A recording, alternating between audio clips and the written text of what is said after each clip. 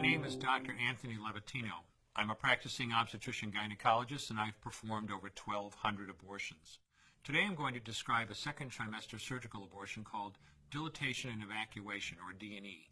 A D&E is performed between 13 and 24 weeks of pregnancy. After administering anesthesia, the abortionist uses a weighted speculum, like this one, that opens the vagina widely. Because second trimester babies are so large, this greater access facilitates a late-term abortion. Late-term abortion requires that the cervix be prepared 24 to 48 hours in advance with laminaria. Laminaria is a type of sterilized seaweed that absorbs water over 8 to 12 hours and swells to several times its original diameter. Once removed, metal dilators can be used to further open the cervix as needed. Once the cervix has been stretched open, the suction tube is placed inside. A baby at 20 weeks gestation is as big as the length of my hand, from head to rump, not counting the legs. The suction machine is turned on, and pale yellow amniotic fluid surrounding the baby is suctioned out through the catheters. With babies this big, they don't fit through catheters this size. The baby's bones and skull are too strong to be torn apart by suction alone. This is a Sofer clamp. A Sofer clamp is made of stainless steel. It's about 13 inches long.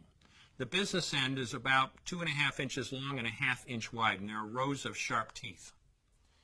This is a grasping instrument. When it gets a hold of something, it does not let go. The abortionist uses this clamp to grasp an arm or leg. Once he has a firm grip, the abortionist pulls hard in order to tear the limb from the baby's body. One by one, the rest of the limbs are removed, along with the intestines, the spine, and the heart and lungs. Usually the most difficult part of the procedure is extracting the baby's head, which is about the size of a large plum at 20 weeks. The head is grasped and crushed.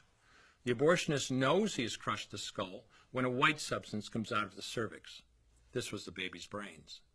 The abortionist then removes skull pieces.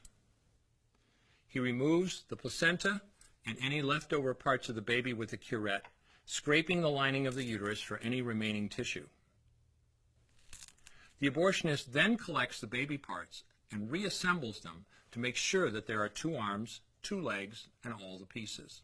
Once all the parts have been accounted for, the abortion is complete. For the woman, this procedure carries a significant risk of major complications, including perforation or laceration of the uterus or cervix, with possible damage to the bowel, bladder, and other maternal organs. Infection and hemorrhage can also occur, which can even lead to death. Future pregnancies are also at greater risk for loss or premature delivery due to abortion-related trauma and injury to the cervix. As I mentioned at the beginning, I'm Dr. Anthony Levatino, and in the early part of my career as an OBGYN, I performed over 1,200 abortions. One day, after completing one of those abortions, I looked at the remains of a preborn child whose life I had ended, and all I could see was someone's son or daughter.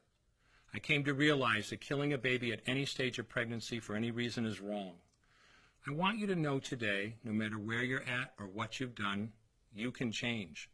Make a decision today to protect the preborn. Thank you for your time. I will no longer do any more abortions. When you finally figure out that killing a baby that big for money is wrong, that it doesn't take you too long to figure out it doesn't matter if the baby is this big or this big or this big or maybe even this big, it's all the same.